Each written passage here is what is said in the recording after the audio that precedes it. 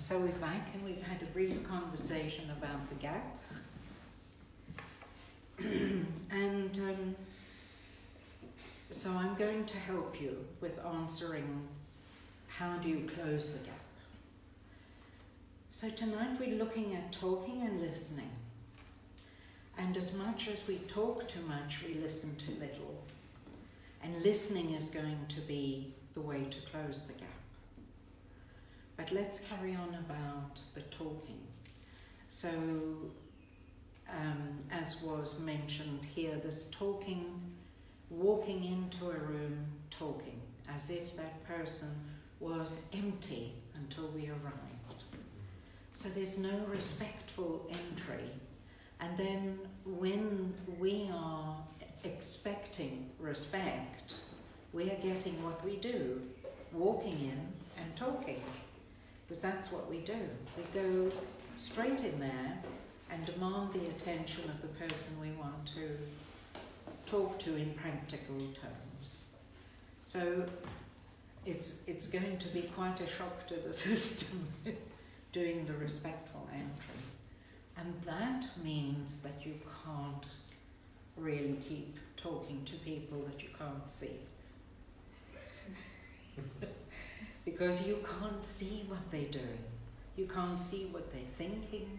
You have no idea what's happening. You don't even know if they're there. You don't Sometimes know. I've started just walking off and I can hear Hannah having a whole conversation into herself. Yes. And I just go completely down into another room and she's keeping talking. Yes. Yeah. Okay, so when people are having real problems with the gap, and you have to talk to the child, then I ask people, try only talking to someone if you're near enough to touch them. So that means I can't talk to you now. Yeah. But in actual fact, if I am closer to you and near enough to touch you, then the sound of my voice will be more relaxed. I won't be trying to project so much. When I'm projecting like this, I'm really trying to control you and force you to take my point of view. If I'm up close, I'm trying to read you as well. So I can do this respectful approach and go up close. And then the next thing that I ask people to try, if they're having difficulties with them, their children listening to them, is the opposite of what we normally do. So we normally try getting louder to cross the gap. And very loud, so that we can really control them across the gap. And try the opposite. Go up close and talk as quietly as possible. So that the most important things that you say are really close and very, very quiet. If they are talking at the same time, they don't want to hear, do you carry on just talking in a really quiet voice? Can you just tell me what they would be saying while you're talking? Or did you not wait for them to stop talking? Yes, maybe I didn't wait for them to stop talking. But she was saying something I didn't want to say. In a whole class of children, I try to get very close, but there are some that will keep talking and talking and talking while you're talking the same thing. Right. So in the beginning of this problem, you're in a panic because you want your technique to work instantly today. But if you have got a class of 28 children, 16 children, then you're going to need a few days for this to work. So the point is, the child you want to talk to, you actually talk to as quietly as you can. When you're talking to the group, you signal that you want silence, you wait for it, and you wait very passively, very passively. So I'll do it now. And then you speak. Okay?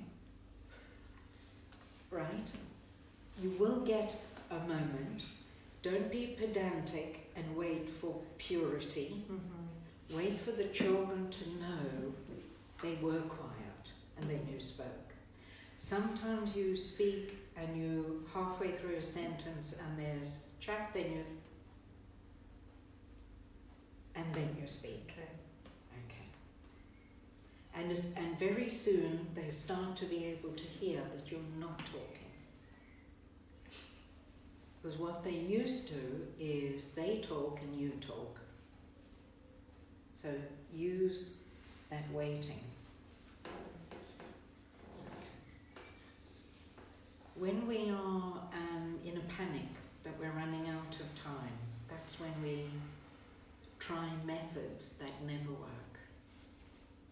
And we start creating the chaos because of our panic. And that, what I mean is, you then try shouting or being harsh or something like that.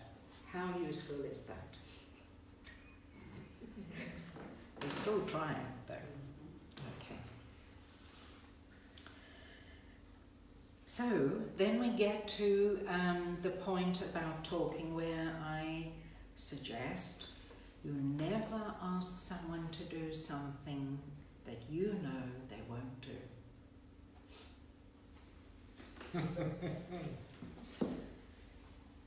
Anyone still trying that? Oh, yes.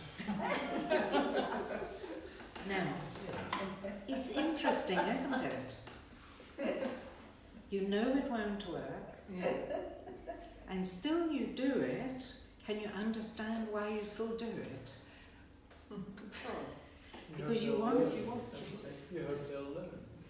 No, you want to prove to an invisible person who sympathizes with your horrible job that you can talk to them and they're not going to do it, and therefore you're the good person and they're the bad one. You still do it knowing that they won't do it. You are trying to prove to someone who is not there that you did the right thing, they did the wrong thing. You're welcome to argue with me. And who's the invisible, who's the person who's not there? Maybe God. Okay. Somebody. Or your parents. Or My own or parents. somebody who knows that you're a wonderful person and you've got really awful children. Something like that.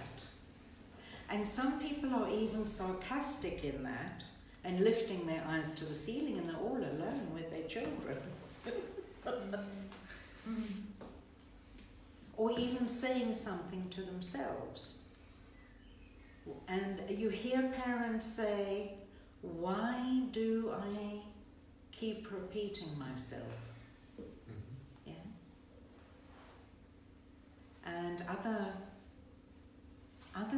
things that they say which proves the point that they need someone to come along and say, there.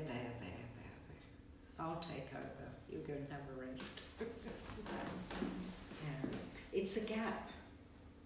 It's a gap between you and the children. If you ask them to do something they won't do, it's a gap.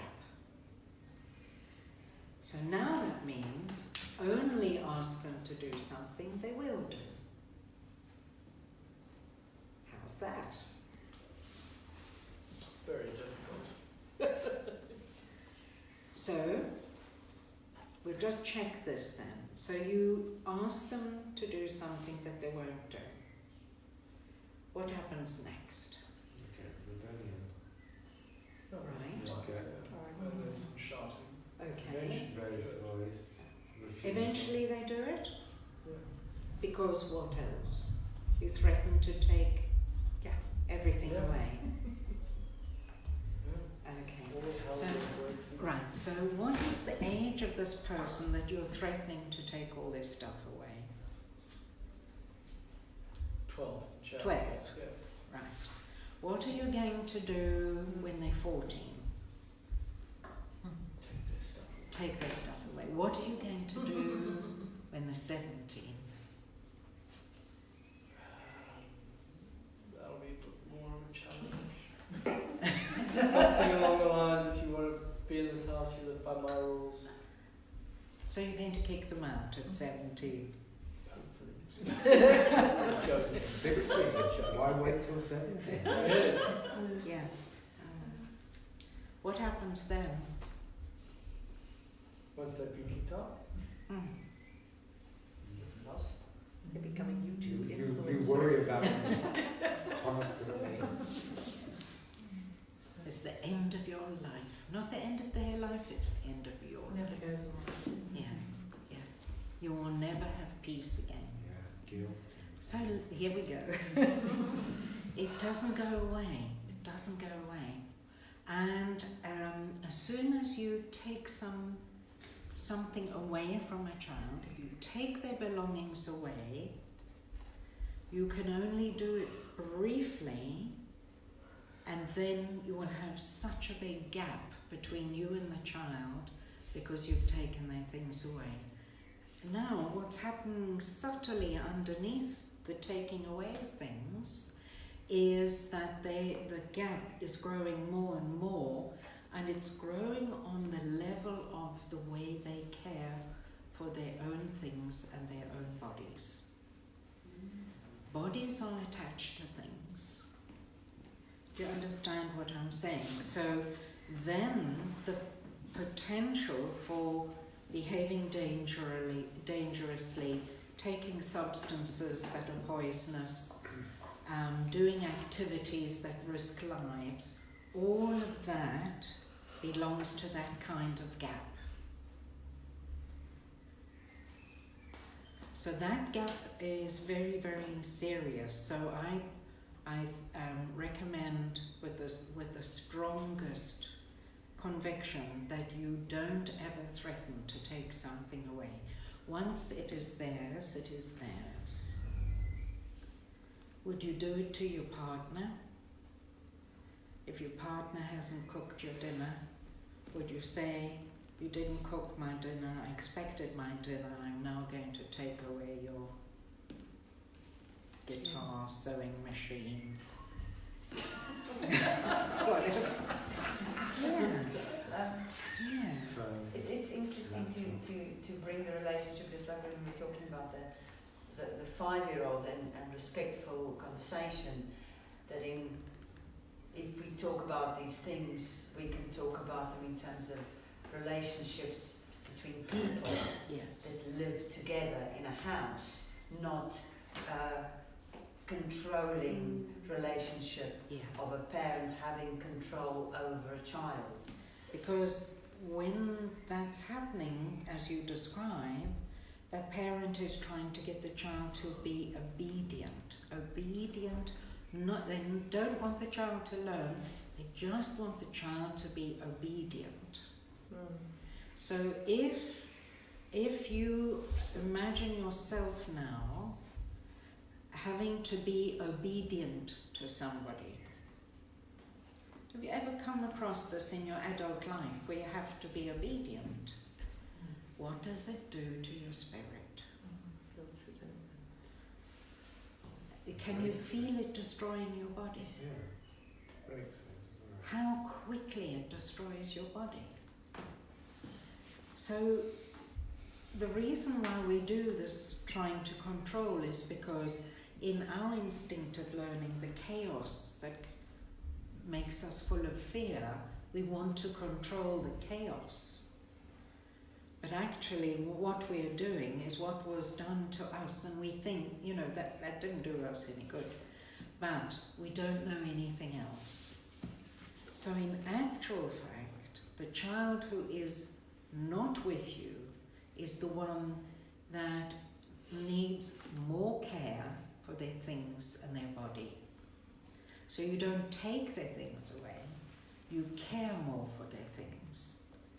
So I feel that when a relationship is really difficult between parent and child, and sometimes, it's with a teenager who's really way off, when you start caring for their things, You care for their belongings. You treat their belongings as the belongings of the holiest person you know. And they need these things that they own for their task in the world. And you care for them. And as you care for them, so they start being able to care for their bodies. I've had this a lot this year, and not just with things, but with taking breakfast in or making lunch for him, and him almost being incredulous, like, I'm so rude to you, why are you doing this for me? Well, yeah. But what if they don't respect their own things? That's come from the way we related to them and their things.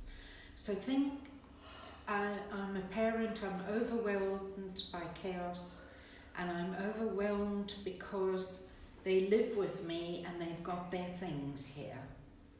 And their things are all over the place. Yeah. So I develop a hate for their things. Okay. They can't love their things now. Because you hate They can't love it. Those things are to be left about and not looked after. And then the problem is that they don't look after their bodies. So then I see young girls, sometimes even as young as 8, dressing in a way that their clothes don't stay on their bodies. So they look as if they are going to lose items of clothing.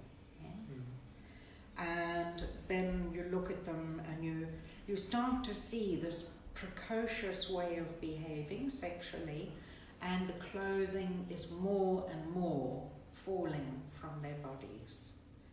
That is a picture of how they've been treated. The way they care for their bodies and their things is how they've been treated. Harshly, sharply, practically, get your things out of the way, tidy your things, and so on. So the route back to care and for this young person to feel okay is to care for their things and love their things.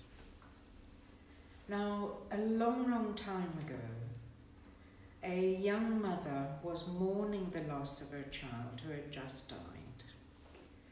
And this child had some learning difficulties and was the 3rd child. And she was mourning the child so much because not only did the child present the question of, how will the child survive in the world with learning difficulties, but also practically a child like this can be a baby for so much longer. And in her weeping, she said, I just wish I could just have the dirty nappies, fold up the clothes after the washing. I just miss this baby so much. And these are the things that I missed. And she realized that her love for the child extended not just into the things, but the state of the things and how she cared for the things and how she cared for the baby. And it was a huge learning for me to witness this was my first time I witnessed a mother having lost a child, and to realize that how much the love relationship for the nurturing of a child is involved in their things. So, last time we spoke about loving work, and now we're bringing up this question of caring for things. Yeah. This will be the route to your children looking after their things, by caring for them. And you know, even taking something that's been left slightly abandoned and putting it in a place where it's more cared for, still visible, is another step towards caring for their things. So we do that. We care for this. You care for their things. I understand that to a point, because I think if they see you looking after your own things, and then they see that extended into you looking after their things, and you picking their clothes up off the floor and putting them in the appropriate place, laundry basket or in the drawer or whatever. But I think, well, when does the penny drop and then they take over doing that? Because it's a long time coming. So what I would suggest you do is we start measuring how soon the penny drops. And the penny is going to have to drop a few times, and it'll start and you'll notice something is changing. So let me be a little bit more clear. Again, when relationships are going badly, I recommend that the parent goes into the bedroom of the child before bedtime and starts nurturing the room. So you walk into the room, how much is on the floor? Tons. Okay. And in many rooms, there are things upon things upon things. Yeah. Yes. So if you make it a practice of you go in to have a relationship with the child, but how you interact with the child is to nurture their things. And what that means is, oh, you know, this is like going to the beach. Here we are, we're all off to the beach, and ooh, look there, it's half a spade. Okay. Oh, this is a handle of a bucket, and so on. This is, now, when you're on the beach, it's not going to upset you, but when you are emotionally involved with all the meaning you've placed on this chaos, then you're getting upset, but you're on the beach, full of treasures. All the treasures are here. They're buried, some are on top, and sometimes a bucket without a handle looks better when you pick it up and you put it over there. You know, something like this. So every evening for 20 minutes you go in, you're talking, you're listening, and you're nurturing the room. You are not there making it immaculate. What you are doing is tackling what had entered into their bodies when things were hated, when picking something up was going to cause a great paralysis, making them feel exhausted. Have you ever left something on the floor for long enough that it had to go back to the wash? Mm-hmm. It came out of the wash, ever? Any admissions here? Yes. Okay. Why did that happen? For the same reason that it happens with the children. Because there wasn't a loving relationship with those things. And it's ancient. It's come down through generations of hatred of work. The things get hated. So now they don't come, they're not taken care of, they're not put away. And so that's what you're overcoming when you nurture the room. And also, I mean, is it not also so that if the child, if every time you go into the room and the child's got a mess, you groan and moan at the child while you're cleaning up the mess, that you're doing the exact opposite of teaching them how to have a loving relationship with their things. yeah. it's fantastic. It takes, it leaves you with energy. Before, when you went in for the moan and groan, you became exhausted, upset, and you had the bad relationship. And now, because you're complaining of them. yeah. So instead of going into my son's room and looking at the bowl of cereal, and now lately the box of cereal, and then something stuffed inside the box of cereal, and kind of taking it and kind of looking at him like, well, again you didn't take anything down the taste. I'll do it in a loving way that you've enjoyed this stuff, and you know, it feels a bit like an act. Yes, and so be careful. Yeah. Be careful. So it must just be like, just slice off the negativities. You know, don't do the look. Just rather as if it's. So let's go back to this picture of what this mother taught me. And that is the possibility that you're walking into your child's bedroom after they've died. And there's the cereal box. And there's the plate. And you're going to wish that every day you could go in there and find the cereal box and the plate.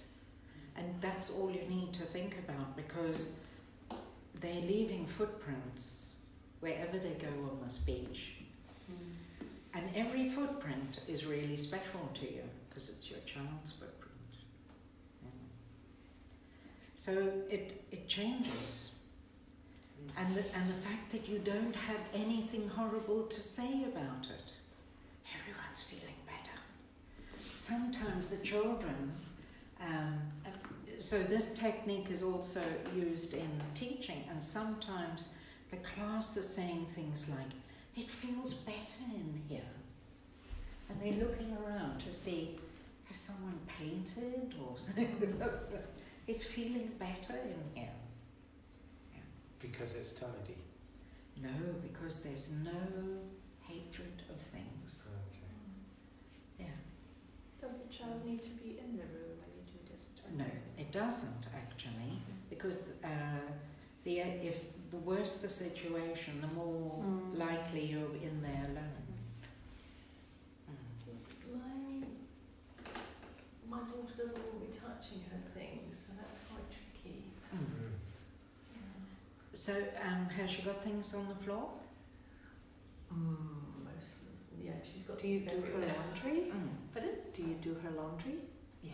Then you're touching her things. Oh, that would It's just a convenient way of touching. It's possible that it's about the talk about the things. And that's her precious. adaptation. Yeah. She's adapted to the way you behave by telling you not to touch her things. So maybe there's something you can find to, as I say, you know, pick up this treasure on the beach. And maybe you don't do as much picking up of things as somebody else can do.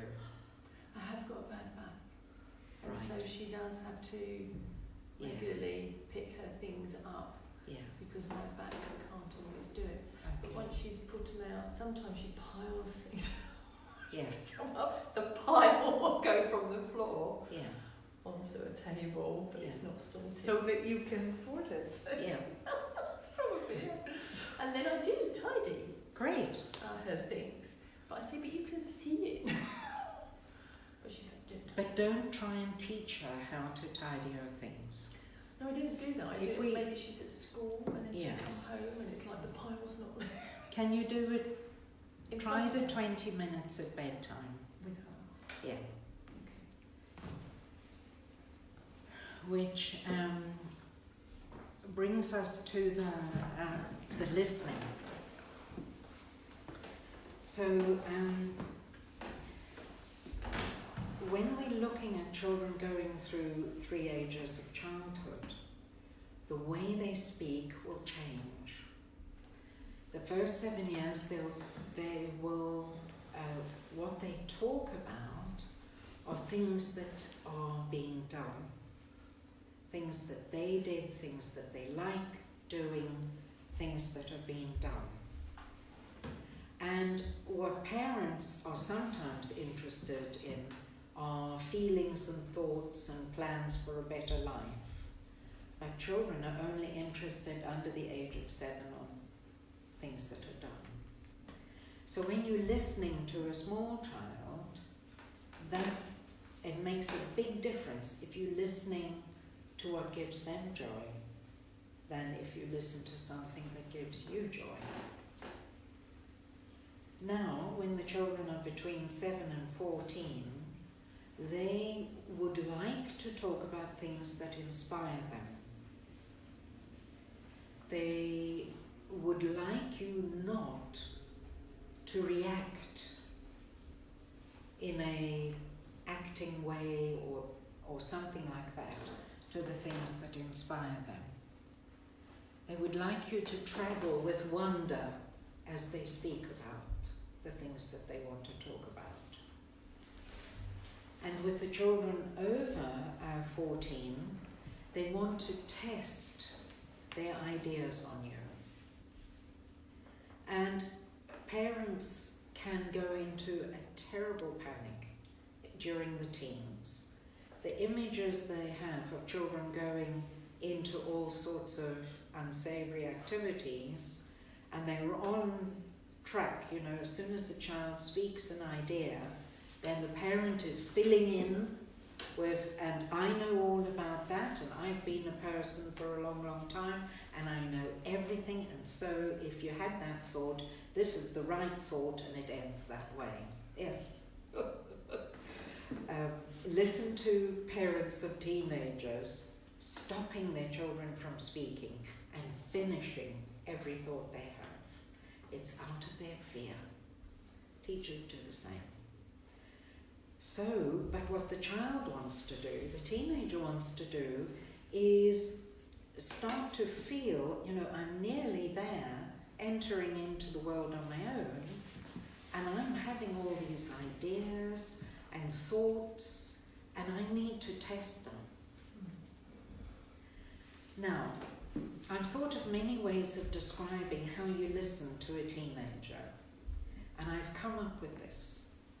You listen as if you are the fan club. Right? You're not a partner, you're not a friend, you are the fan club. And this is what a fan club will do. First of all, if we've got an imaginary star that we're in the fan club for, who's the star going to be? Somebody pick one. Cher. Right. It's going to be Cher. Okay. So now we're in the fan club. So she says something, and it's going to be a little bit loony. Are we tuning in?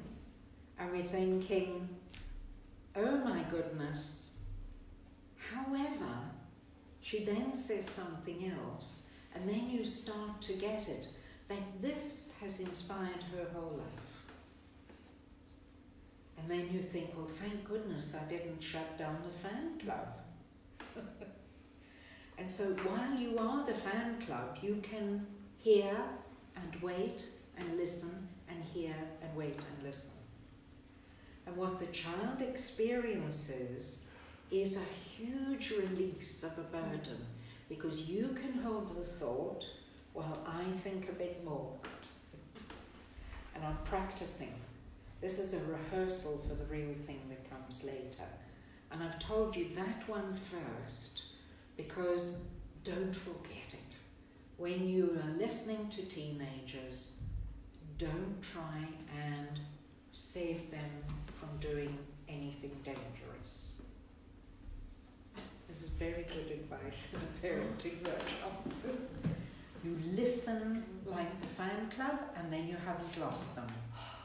If you shut them down as they're speaking, you've lost them. They won't come and tell you anymore. Now, for the children in the middle phase of childhood, where you are listening is you need to listen very, very carefully, because they're going to test you as well for the things that are happening in their lives that are not good. And they might try you with a few things that aren't relevant, but they are preparing the way to say the big thing. And so this is very good, again, to practice at bedtime, this listening. And you listen and make no shock, no wish to change it or wish to fix it.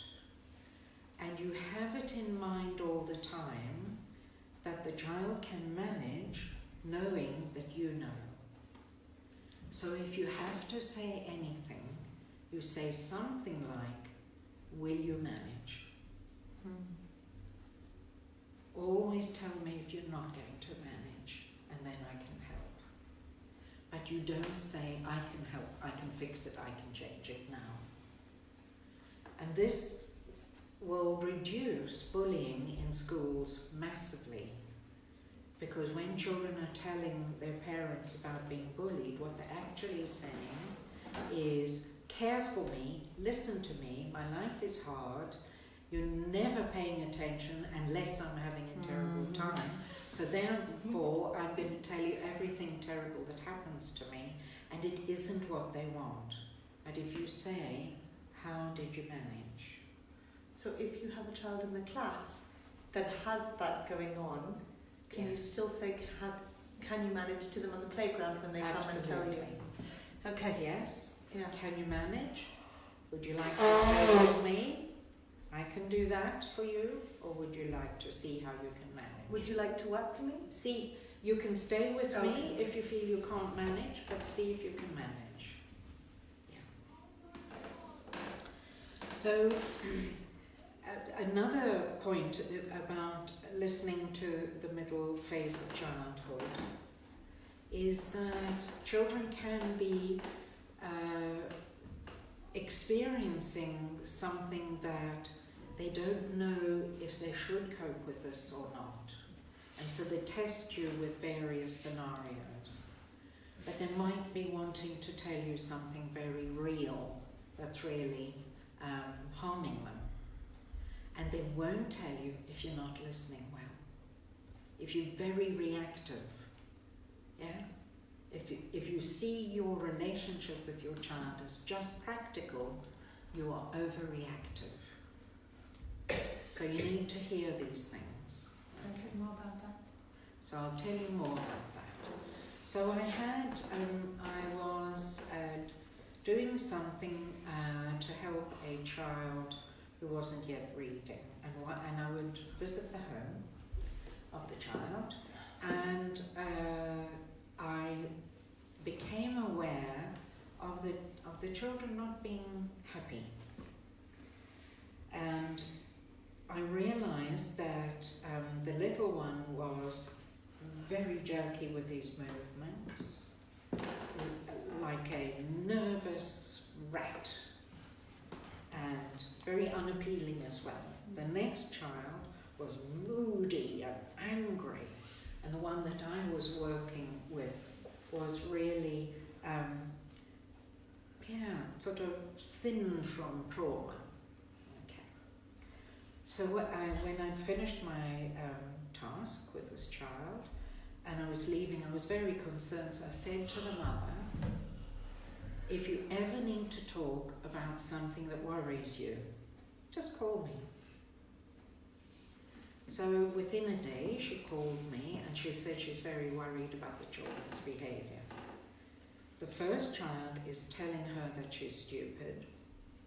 The second child, the moody one, comes in the door, goes upstairs, slams the door and turns the radio very loud. And the little one is making sexual advances to his father. So in my profession, I immediately know all three children are affected. Something very bad is happening. So I say to her, listen, go into their rooms one by one tonight and just listen. Just listen. And don't comment and don't ask questions, just listen. And one by one they all told her. that they were being sexually abused by the boy next door. And how it was happening was the mother next door would say, can the children come and play? She'd say to the children, you're invited next door. The eldest would say, we don't want to go, he's gay. The mother would say, I know he's different, but don't be rude about other children, you can go and play. Then, you know, and the next one was having these moods and anger, saying, well, why do we have to go? We don't want to go. And the little one was all like this, and off they went, and they'd be sexually interfered with every visit. And there were 3 boys. And there were 3 boys. So, as soon as she had given them time to speak, they told her. Because I had the gap, the space. Because now she was just listening, to do nothing but listen. And before she had answers. So all I want to say to you out of this, if you've got answers, you're not listening. Yeah. So listen. And make it part of your life for listening. Yeah. So, would you like a little break, and then we'll come back again. So we'll see you.